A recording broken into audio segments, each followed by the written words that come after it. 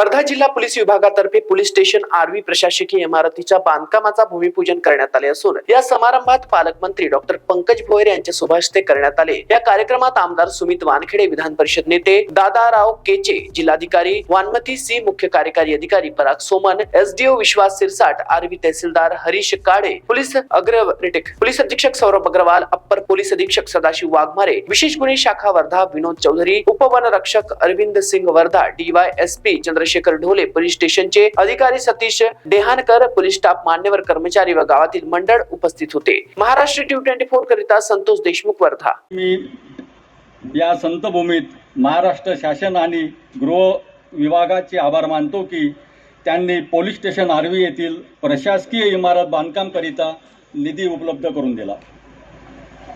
तसेच सन्माननीय राज्यमंत्री तथा पालकमंत्री मानश्री डॉक्टर पंकज भोयर सर, दादारावजी केचे, सुमितदादा वानखडे, तसेच सुधाकर भाऊ कोवळे आणि सौ स्वातीताई गुल्हाने, नगर परिषद अध्यक्ष, आणि माननीय श्रीमती वानमती श्री जिल्हाधिकारी वर्धा, श्री पराग सोमन सर, मुख्य कार्यकारी अधिकारी जिल्हा परिषद व श्री हरवीर सिंग, उपवन संरक्षक वर्धा, सौरभ अग्रवाल, पोलीस अधीक्षक, तसेच अप्पर पोलीस अधीक्षक सदाशिवराव वाघमारे, तसेच लोकप्रतिनिधी यांनी या प्रकल्पाकरिता पाठपुरावा केल्याबद्दल मी त्यांचे विशेष आभार मानतो।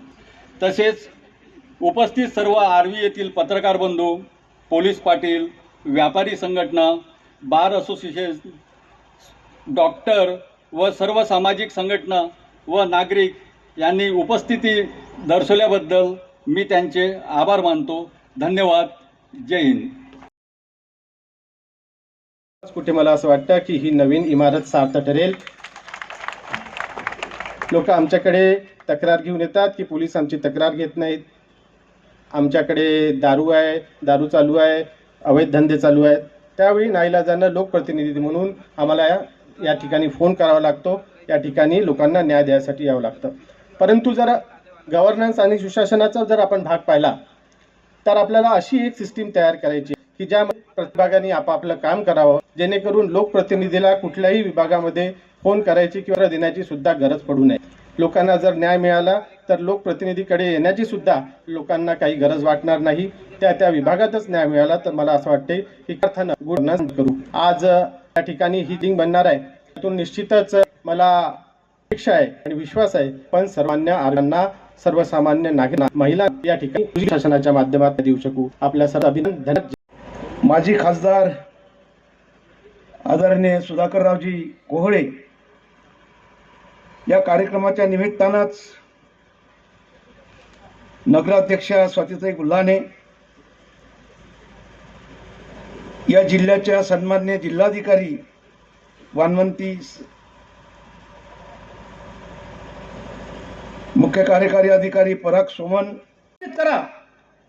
आता नव्यानं आरवी शहरातील पूर्ण जनतेला न्याय मिळण्याच्या दृष्टीनं फोनवर एक स्पेशल माणूस ठेवा। फोन उचलत नाही, सर्वांनाच माहिती आहे।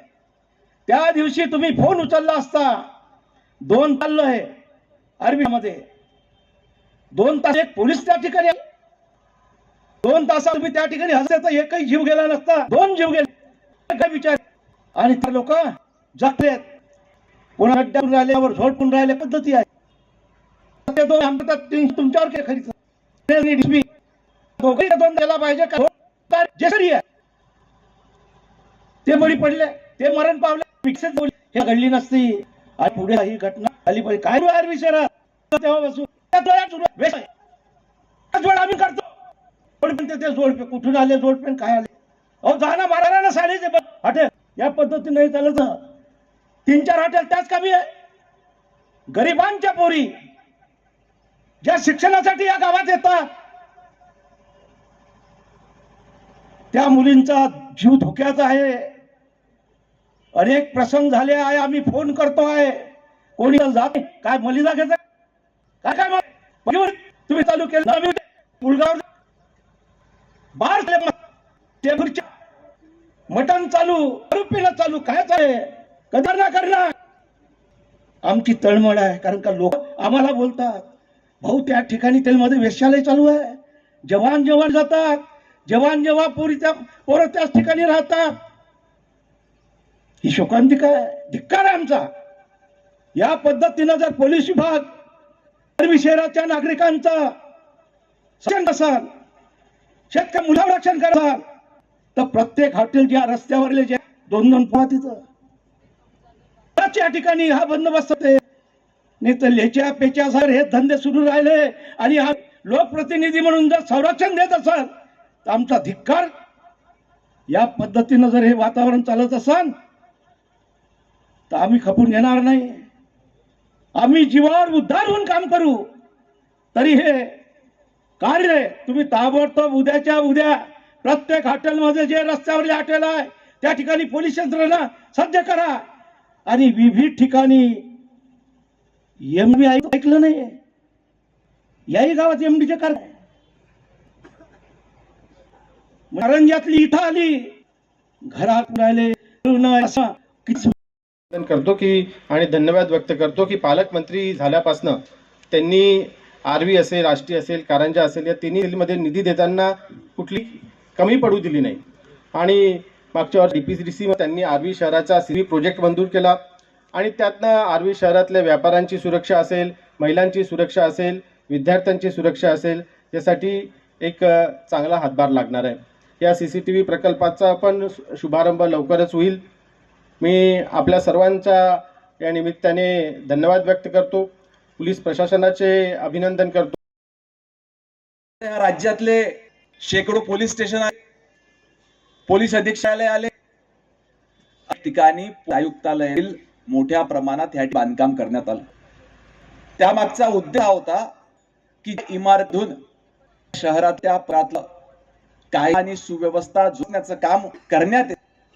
ती देखील असावी आणि त्यामुळे अतिशय चांगल्या गतीच्या सुविधा 10 वर्षामध्ये पूर्ण राज्याच्या मंत्र्यांनी उपलब्ध देण्याचा केला.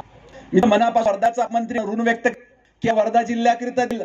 तुम्ही बरी मंडळी वरत असते तिथे अतिशय सज्ज पोलीस अधीक्षक कार्यालयाचं बांधकाम करण्यात आलं. मागच्या 5 वर्षांनी या जिल्हा पोलिसाच्या देखील त्या ठिकाणी करण्यात आलं. आमच्या शहराच्या पोलीस स्थानाची इमारत झाली पाहिजे याच्याकरिता आमचा त्याकरिता पुरावा होता. शहरात नवीन पोलीस स्थानक, त्यानंतर हिंगणघाटचे आमचे आमदार सन्मान्य समीर कुंदावर यांची मागणी होती की हिंगणघाट शहरामध्ये देखील त्या ठिकाणी पोलीस स्थानकाची नवीन इमारत झाली पाहिजे. ती देखील मंजूर करण्यात आली. इथले आमदार सन्मान्य सुमितजी वानखेडे यांचा पाठपुरावा होता की आर्वी शहरामध्ये देखील त्या ठिकाणी पोलीस स्टेशनची नवीन इमारत झाली पाहिजे. आणि आज योगायोगानं आपल्या सर्वांच्या साक्षीनं आपण या ठिकाणी आर्वी शहरातल्या पोलीस स्टेशनच्या नवीन इमारतीचा भूमिपूजन सोहळा या ठिकाणी घेतोय. आपल्या सर्वांना सांगताना आनंद होतो की लवकरच या वर्धा जिल्ह्यातली कायदा व सुव्यवस्था अधिक मजबूत करण्याकरता आत्ताच आपल्या सर्वांचे ज्येष्ठ दादारावजींनी काही व्यथा या ठिकाणी मांडून दाखवली. परंतु दादारावजी, मी आपला एक लहान कार्यकर्ता या राज्याचा गृहराज्यमंत्री म्हणून काम सांभाळतो, परंतु आपण एकदा जरी मला तक्रार दिली असती तर निश्चितपणे आपल्या ज्या व्यथा आहे त्या आपण दूर करण्याकरता त्याच्यामध्ये पुढाकार घेतला असता. आपली व्यथा साहजिक आहे.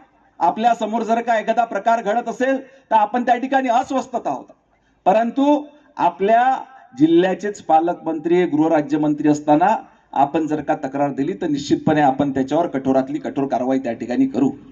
ही कारवाई अधिक जलद गतीने होण्याकरता त्या ठिकाणी आपण माननीय मुख्यमंत्री महोदयांना विनंती केली की आमच्या वर्धा जिल्ह्यातला तपास हा अधिक जलद गतीने होण्याकरता, कारण आपला वर्धा जिल्हा हा दारूबंदी असलेला जिल्हा आहे.